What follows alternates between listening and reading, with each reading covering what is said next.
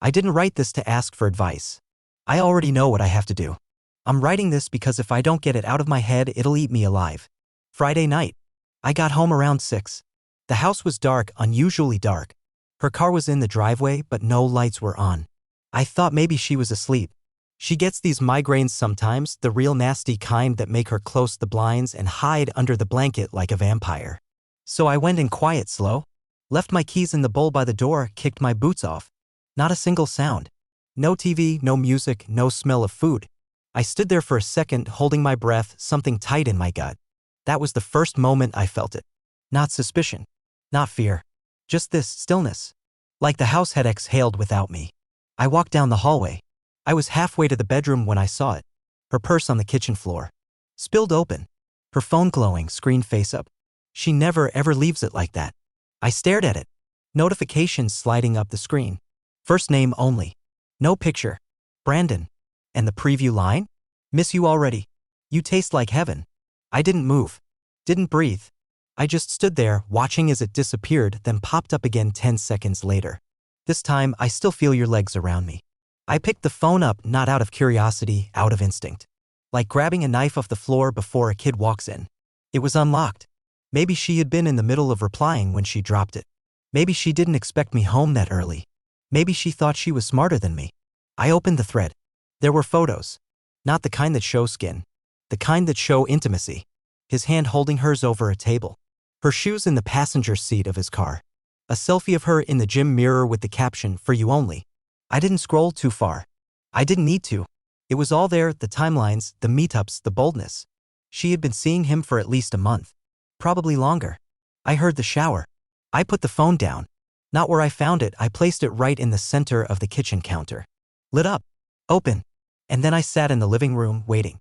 She came out in that blue robe, the one she bought on our anniversary trip to Charleston. Her hair was wet. She looked fresh. Relaxed. She didn't see the phone immediately. She saw me. "Hey," she said, like nothing was wrong. Like she hadn't just let another man inside her body and come home to our couch like I was the substitute teacher in her life. I didn't answer. She walked over, slowly, like she could sense the atmosphere had shifted. Then she saw the screen. The messages still open. Her face didn't crumble. It didn't even twitch. She looked at me. Eyes hard like glass. "What are you doing with my phone?" she said. Not "I'm sorry." Not "let me explain." Not even a fake apology. Just that. I stood up. I'd already made copies. Already emailed the screenshots to myself. Already packed a small bag with the essentials. My toothbrush. A few shirts. My grandfather's watch. My wedding ring was in the pocket of my jeans. "I sent you the papers," I said. "They should be in your inbox." She didn't look surprised. Didn't even blink. Instead, she shrugged. Shrugged. And then she said it, the line that made the last thread snap in my chest like piano wire. "We'll talk Monday." Like I was some HR issue. Like our marriage was a calendar event she could reschedule. I said nothing. I left the door open when I walked out. Didn't slam it. Didn't even close it. Let her hear it swing in the wind behind me. Let her know I was gone. I didn't sleep that night. I checked into a motel off I-85, the kind with buzzing light fixtures and paper-thin walls. I lay on the mattress fully clothed, staring at the ceiling while the AC unit groaned like it was dying. I kept hearing her voice, that cold, clipped "We'll talk Monday." Like I was a task to reschedule. Like our whole life could be shelved between coffee runs and appointments. The more I thought about it, the more it hit me she had probably planned to be caught. Or maybe she just stopped caring whether she was. That's the real betrayal. Isn't it? Not the act itself, but the apathy. The disrespect. The next morning I went back. Not to see her. Not to talk.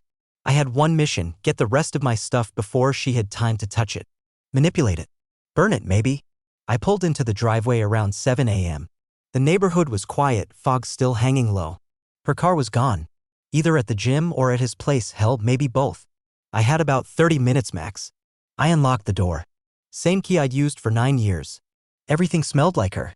Vanilla and whatever perfume she started using this year, the one I always hated. I went straight to the bedroom. Grabbed my box of things from under the bed, my journals, old photos, letters my dad wrote me before he passed. I took the chargers, my work laptop, and that ugly ceramic mug she made me in a pottery class for Valentine's Day 2 years ago. The one I lied about loving. But what hit me hardest? The closet. Half of it's still mine. Shirts still hanging like nothing was broken. Suits still pressed. My sneakers still lined up next to her heels, hers, the same ones she probably wore to meet him. I stared at them and for a second I couldn't move. Just stood there while something inside me twisted.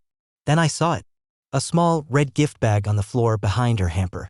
Like she tried to hide it, but not well enough. My name wasn't on it. I opened it. Inside, cologne. Boxed. Expensive. Not the kind I wear. And a card. You make Mondays worth it. B. Not even my initial. I put the bag back exactly where I found it. That's the moment the sadness left. It burned up into something else, clean, cold, and final. I didn't want to scream. I didn't want to confront. I just wanted out. I wanted her entire existence out of my orbit. I finished packing in 15 minutes. Left the keys on the counter. Took a photo of them with the date and time, just in case. I wasn't leaving anything open to interpretation. As I turned to leave, I saw the photo on the mantle. Our wedding day. Her in that lace gown. Me in the gray suit. She was laughing, head thrown back like she hadn't a care in the world. I stared at it for a moment. Then I walked over and turned the frame face down. That was it. I haven't spoken to her since. But she called. 9 missed calls by noon. 1 voicemail. I didn't listen. Sunday morning. I was sitting in my truck, parked behind a Dunkin' Donuts, sipping on the worst coffee I'd ever had and watching condensation slide down the window like it was in slow motion. That kind of quiet you only hear after betrayal, thick, shapeless. My phone buzzed again. Another text. Another notification. Brittany had switched strategies. No more missed calls. No more voicemails. Now it was paragraphs. Back-to-back texts. Bubbles of guilt and gaslighting trying to burst their way into my day. You don't understand the full story. This isn't what you think it is. Can we just talk like adults? I didn't respond. She was right about one thing I didn't understand. I didn't understand how someone could build a life with you, promise you everything, and still sleep in someone else's arms like it was just a different bed on the same map. By noon, the texts changed tone. So you're just gonna ignore me? You're being dramatic. Grow up. It was like flipping a light switch. The fake remorse shut off and the real Brittany came roaring through the cracks. The one I'd glimpsed only a few times before when things didn't go her way. Cold. Sharp. Like a wolf realizing you're no longer part of the pack. Around 2 p.m. I got a text from Chris, my best friend, the only one who knew everything. Dude. She showed up at my place. I called him immediately. She's pacing outside, he said. Said she wanted to talk to you. I told her you weren't here and she laughed. Said she knew you'd run to me.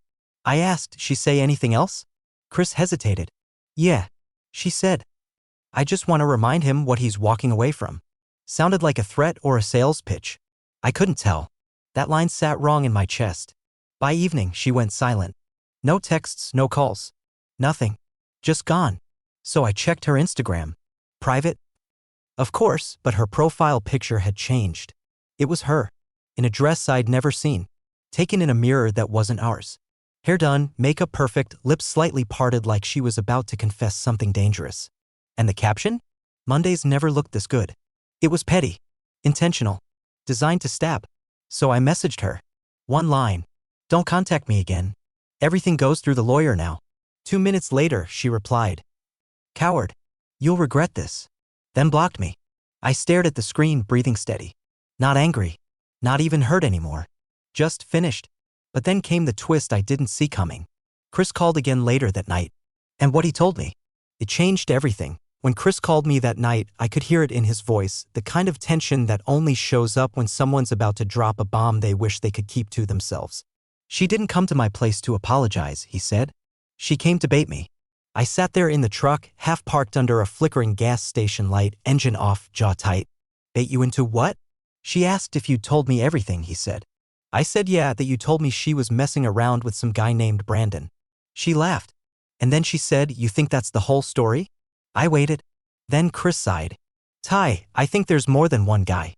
I leaned forward, elbow on the steering wheel. What do you mean more than one? She said, and I quote, he doesn't even know about the others. Then she smiled. Got in her car. Drove off like she just dropped the punchline to a joke I didn't get. My heart didn't beat faster. It just got heavier. See, in the last couple weeks, all I'd known about was Brandon. The texts. The cologne. The card in the closet.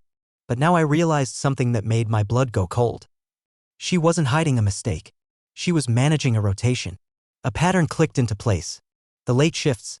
The new lingerie I never saw on her. The weekends she volunteered at the clinic. The password changes. The gym selfies always from an angle that looked staged. Controlled. She hadn't been slipping. She'd been rehearsing. So I made a decision. I called a friend of mine who works in cybersecurity. Quiet guy. Owes me a favor from way back when I helped him through a nasty breakup. I asked him if he could dig phone backups, deleted messages, cloud archives. He said give him a day. Meanwhile, I started packing for real. The motel was wearing me down. The bad lighting, the weak coffee, the silence that didn't soothe. I needed movement. I needed distance. I booked a short-term rental an hour out, small, quiet, furnished. Neutral territory. Somewhere I could breathe without seeing her reflection in every frame and pillow. The next day, I got an email from my guy. The subject line was one word: read. I opened the file. Over 400 messages. Different names. Different numbers. 3 different men. One of them wasn't even Brandon.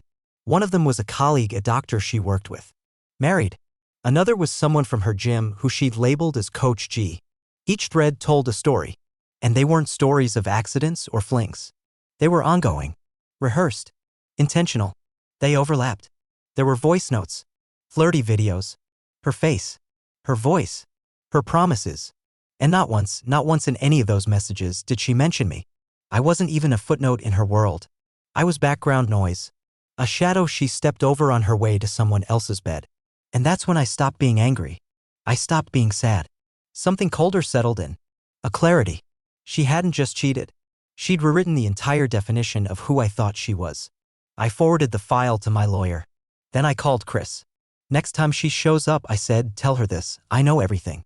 And I'm not stopping until I get everything I'm owed. Because this wasn't about heartbreak anymore. It was about war. By Tuesday morning, I was done playing defense. There's something strange that happens when the emotional part of you shuts off, like your mind stops drowning and starts sharpening instead. I wasn't thinking about love or betrayal anymore. I was thinking about leverage, timelines, strategy. I didn't want revenge. I wanted clarity. I wanted consequences. So I laid out everything I had, the messages, the dates, the photos, the names. My lawyer, a guy named Stuart I'd used once before for a property deal, looked through the file in stunned silence. You realize, he said, looking up, if even a fraction of this can be verified, you're sitting on a gold mine of marital misconduct. Can we prove she used joint funds to cover any of this? I asked. He flipped back a page. You said she used your joint card at a hotel downtown on April 8th? Yeah. He typed something into a spreadsheet. That weekend. She told you she was at a medical seminar? I nodded slowly. I brought her coffee that Saturday. She told me to leave it on the porch because she was in a Zoom panel. He didn't even have to say it. We both knew exactly what she was doing in that hotel, and it wasn't networking. If she was using marital assets for extramarital affairs, Stuart said, we can push for at-fault divorce. It'll flip the financial distribution in your favor. I smiled for the first time in weeks. We drafted a formal list of requests, subpoenas for hotel security footage, gym attendance logs, credit card statements, and Stuart told me to sit tight. That night, I slept better than I had in a month. But peace doesn't last long in this kind of story. The next morning, Brittany showed up at my rental. No call, no warning, just her car in the driveway and her silhouette on the porch. Knocking like this was some casual pop-in visit. Like we were neighbors instead of battlefield survivors. I didn't answer. She knocked again, then texted. I know you're in there. We need to talk.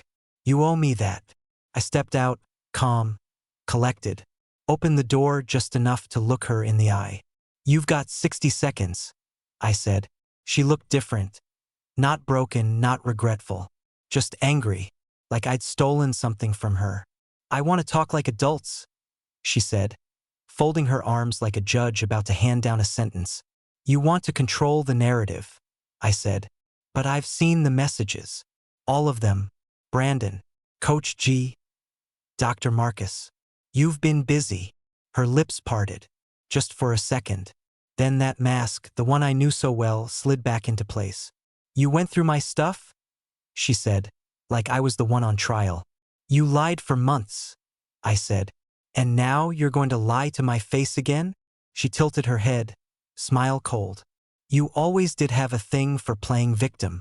That was it. I shut the door in her face. She screamed something as I locked it, pounded on the door once. Then silence. A minute later, I saw her through the blinds, standing by her car, texting furiously. My phone buzzed. You think you're smart? You think a lawyer scares me? You'll be alone forever, Tyler. Good luck finding someone who'll put up with you. I didn't answer. I backed up my phone. I logged every message. I documented every threat. Stuart said to keep everything. I did, because now it wasn't just about ending a marriage. It was about showing her who she really married, and why I'm not the fool she thought I was. By Friday morning, it had begun. I got the call at 9:13 a.m., Stuart's office. His assistant, Rachel, was almost breathless with urgency. You're going to want to see this, she said. Check your email. Now. I opened my laptop, clicked into the folder she mentioned. Inside, surveillance footage. High definition. Time-stamped. April 8th, 7:46 p.m. Brittany, wearing a short black dress I'd never seen before, stepping out of an elevator into a hotel hallway, laughing, arm in arm with someone who clearly wasn't me. Coach G, the trainer she swore was just a professional contact. The same guy from the texts, the same one she told me had a fiancé. He pressed her against the wall just outside the suite. The door opened. They stumbled in. Footage ended. That was all we needed. I sat there in silence for a full minute. Not because it hurt. Didn't. That part of me was already numb. It was because it felt like some cruel documentary, watching the collapse of your life from an external angle, like a stranger watching someone else's tragedy. I forwarded the file to Stuart with a 2-word subject line. Use this. That same afternoon, the legal motion was filed. Adultery.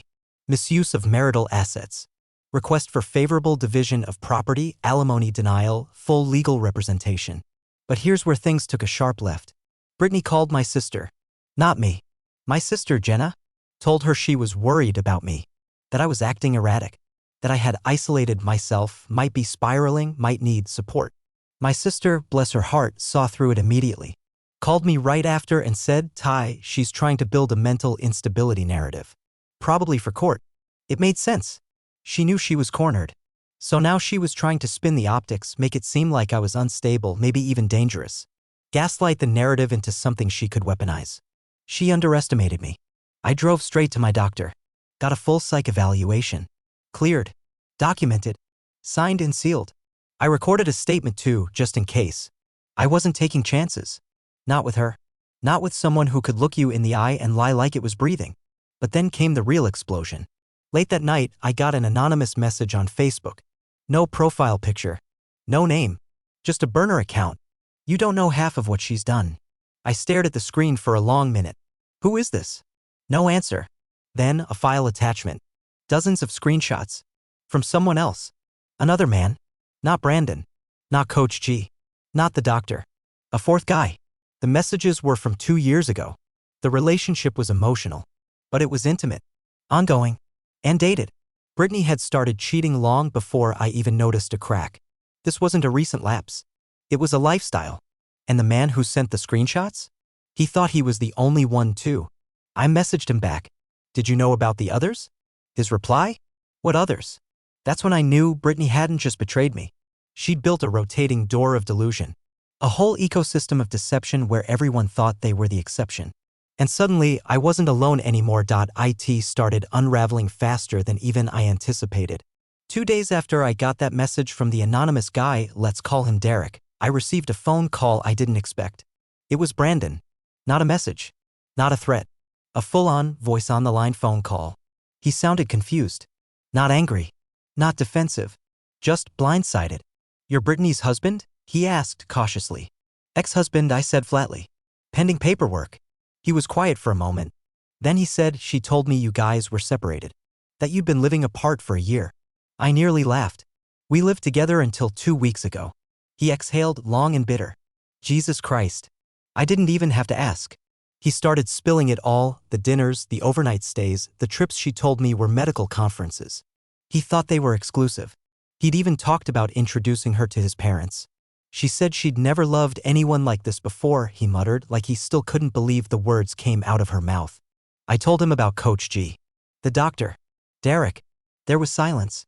Then Brandon said, I think we need to talk to each other. And that's when the idea formed. We didn't just talk, we organized. Brandon, Derek, and I met at a cafe outside the city. Neutral ground. We brought proof. Messages. Dates. Photos. We laid it all out on the table like evidence in a trial. What we discovered was astonishing. Brittany had somehow managed to create 4 completely separate realities with each of us. Different lies. Different dreams sold. To Brandon, she was the divorcee slowly healing. To Derek, she was the loyal girlfriend waiting for her husband to sign papers. To the doctor, she was his no-strings-attached escape. And to me, I was the stable backup, the home base she returned to when the fantasy cracked. We agreed on one thing: she needed to be confronted, not with yelling, not with violence, with truth. So we planned it. An intervention of sorts. That weekend, we coordinated through a group chat. Brandon told her he booked a couples massage. Derek said he wanted to take her for brunch. I stayed silent. We met outside her gym, waited until her session was over. She came out smiling, hair up, bag slung over her shoulder. She looked radiant, like someone who had no idea the curtain was about to fall.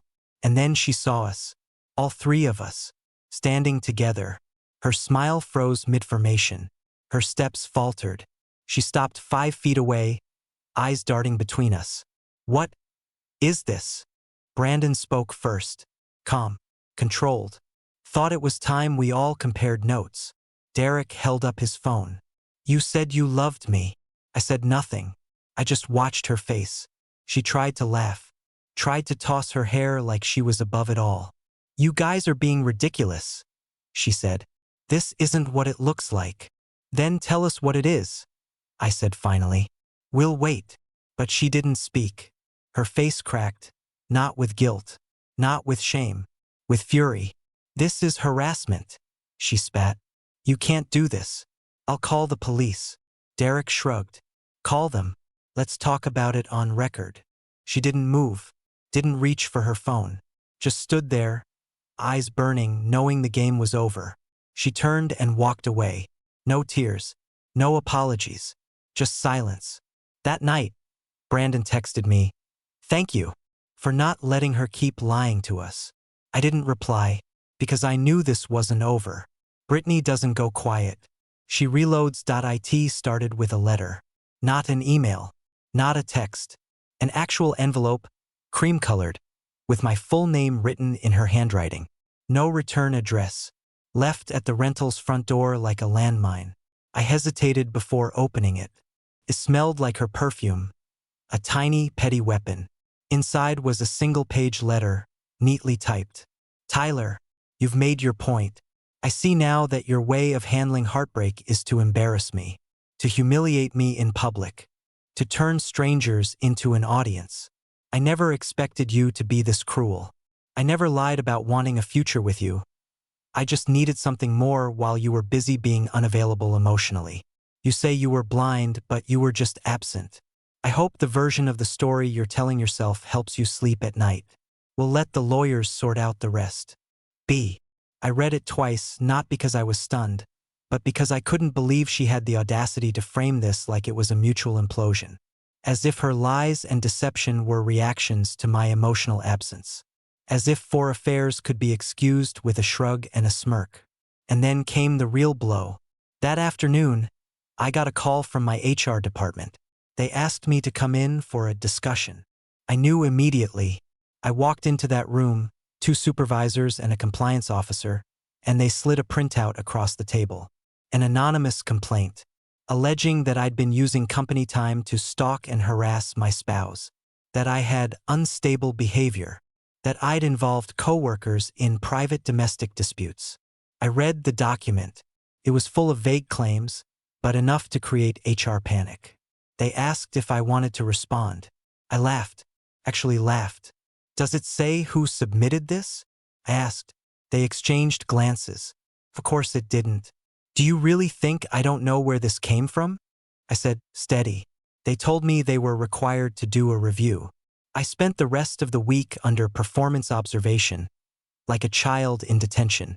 They found nothing. My record was clean. My productivity hadn't dropped once, even during the separation. Eventually, they dropped it, but the message was loud and clear. She was trying to poison the well. If she couldn't control the story, she'd try to damage my world from the edges. Emails started flooding in from old friends. A few mutual acquaintances, people I hadn't spoken to in months, suddenly reached out to say, "Hey man, Brittany's been talking. Just wanted to hear your side." She was planting seeds everywhere, painting herself as the victim, casting me as unstable, bitter, vengeful. I didn't respond to any of them, because the truth doesn't need defending in whispers. It needs exposure. So I compiled everything. The messages, the footage, the letter, the HR complaint, all of it. I wrote a full affidavit with my lawyer, and then I submitted it to the court. We were no longer negotiating. We were litigating. She wanted to drag my name? I'd let the facts bury hers. Courtrooms are cold in a very specific way, not temperature, but atmosphere. That sterile, weightless kind of cold where time drags and tension hums behind every quiet shuffle and cough.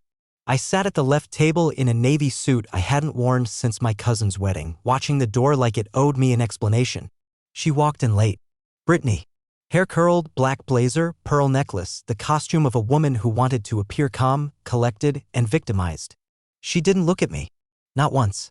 Just sat down at her table and whispered something to her lawyer, some kid barely older than a law student with a smug expression and a MacBook full of nothing. The judge entered. Formalities began. I barely heard them. Then they asked for opening remarks. Her side went first. Her lawyer stood, cleared his throat like he was about to deliver a eulogy, and started weaving a narrative that was so distorted it was almost impressive. According to them, I was an emotionally abusive husband. Distant. Neglectful. That she sought emotional support from friends and things got complicated. That I had retaliated with a campaign of public humiliation and personal sabotage. He used phrases like vindictive digital retaliation and manipulative gaslighting behavior. He painted a picture where Brittany had barely survived being married to me. I didn't flinch, because when my lawyer stood Stewart, solid, slow, methodical, he didn't tell a story. He presented evidence. Exhibit A, the screenshots. Dozens of them. Messages from 4 different men. Dates aligned. Locations verified. Exhibit B, the surveillance video. Timestamped. Confirmed with billing records. Exhibit C, the letter she left me, the one where she admitted she needed something more and blamed me for being emotionally unavailable.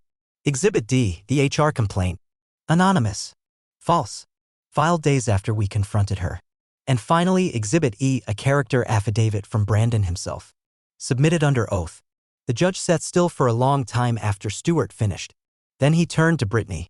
"Do you dispute any of these messages or records, Mrs. Caldwell?" She swallowed. Her lawyer leaned in, whispering fast. She looked down at the table, jaw clenched. Then up. "No," she said. Quiet. Defeated. In that one syllable, everything shifted. She knew it was over. The judge took a moment, then addressed the court. Given the overwhelming and substantiated evidence of infidelity and the apparent pattern of deliberate deception and misuse of joint assets, the court will proceed under grounds of marital fault. That was it. The air left her lungs like someone pulled a plug. She tried to speak again, some last-ditch effort, but the judge cut her off. "You will have your turn to speak during settlement review. For now, please be seated." She sank back into her chair like a puppet with its strings cut. That afternoon, the financial ruling came down. She would get no spousal support. I retained the house, the dog, the joint investments. The court even mandated that she pay partial attorney fees based on the damage caused by the false workplace complaint. She stared straight ahead. Didn't cry. Didn't plead. She just burned. Later, outside the courthouse, I walked past her. She was standing by her car, arms folded, face blank. "You think you won?" she asked. I stopped. Looked her in the eye. "No," I said. "I think I finally stopped losing." Then I left. I didn't look back. You'd think that after a courtroom defeat that brutal, Brittany would vanish, lick her wounds, rebuild her fantasy somewhere else, maybe even reflect. But that's not how people like her operate. When a narcissist loses control, they don't disappear. They rebrand. It started subtle. A friend of a friend messaged me on Instagram, someone I hadn't talked to since college. He sent a screenshot of Brittany's latest post. Her profile, once private, was now a public theater of self-pity and curated victimhood. The photo showed her sitting on a bench near a lake, staring off into the distance like she'd just survived a Shakespearean tragedy. The caption? Sometimes you give everything and it's still not enough. But healing starts with letting go of toxic cycles. The comment section was exactly what she wanted: sympathy. Dozens of comments from women calling her brave, strong, resilient. One even wrote, "He didn't deserve you." Someone else added, "I hope you're finally free of the abuse." It was laughable. But I didn't respond. Didn't comment. Didn't react. Because I knew what this was. It wasn't for them. It was for me. It was bait. And when that didn't get a rise, she moved to phase 2. She started texting again. Short messages. First, it was benign. "Hope your mom is doing okay. I heard she was sick." Then, "Just remembered your birthday is coming up." Then, "Can we just talk? Just once. No drama. I promise." Every message chipped at the door she no longer had the key to. Then came the real swing, the last one. She showed up to the house. I had just gotten back from work. It was raining and she was standing on the porch like a scene from some indie drama, soaking wet in a hoodie, hair stuck to her cheeks. The same house she used to roll her eyes at, the one she now had no legal claim to. I opened the door halfway. "Tyler," she said, voice soft, cracking just enough to sound human. "I don't want to fight anymore." I said nothing. I made mistakes. I know that. But I've been doing therapy and I think there's a version of us that could still exist. Even if it's just as friends. Friends. It was so absurd I almost laughed. "You cheated on me with 4 men," I said. "And tried to destroy my career." Her eyes flickered. But she kept her tone sweet. "That wasn't you, it was the situation. We were broken before that. I just needed something." I didn't move. Then she stepped closer. Too close. "Can't we just talk? One dinner. No expectations." She reached out and I stepped back. "No," I said. "You don't get to rewrite this." I looked at her, really looked. The water in her hair. The desperation in her eyes. "You wanted control. You lost it. Now you want a new angle. It's not going to work." She stared at me. Then that mask, the victim, the soft sincerity, melted like ice under heat. "Fine," she hissed. "Rot alone then. You'll never be loved the way I loved you." I smiled. Not cruelly. Just peacefully. "You're right," I said. "I won't." Because that wasn't love. I closed the door. Slowly. Firmly. On her. On the past. On every lie she ever told me. She hasn't contacted me since. But I wasn't done yet. Telling the story wasn't about revenge. It was about release. I didn't plan it, not at first. I didn't sit down thinking I was going to air out everything. But one night, in the new house I'd rented, clean walls, no memories, no shadows, I sat at my desk and opened a blank page. And I started writing. Everything. From the first lie to the final slam of the door. Not just the cheating, but the manipulation. The gaslighting. The erasure of my worth over time. The way she'd slowly turned me into a version of myself that was always apologizing, always doubting, always shrinking so she could feel bigger. I wrote it all. I didn't name her. I didn't need to. But I told the truth. The ugly, honest, nauseating truth. And then on a quiet Tuesday morning, I posted it. To a private forum first. Just a group for people navigating betrayal. No fanfare, no attention-seeking. Just a voice in the dark hoping maybe someone else had heard the same echoes. Within a day, it had been shared. Within a week, thousands of people had read it. And the messages started pouring in. Not sympathy. Not pity. Recognition. People, men and women both, saying, "This happened to me too." Saying, "I thought I was crazy until now." Saying, "Thank you for writing what I couldn't say." And for the first time in over a year, I felt something I hadn't in a long time seen. The story took on a life of its own. Forums reposted it. Articles referenced it. Someone even reached out asking if I'd consider turning it into a podcast episode. I politely declined. That wasn't the point. I didn't want to be famous. I just wanted to be free. Then came the email. An old colleague of Brittany's, a nurse, reached out anonymously. Said she'd read the story. Recognized the timeline. Recognized the patterns.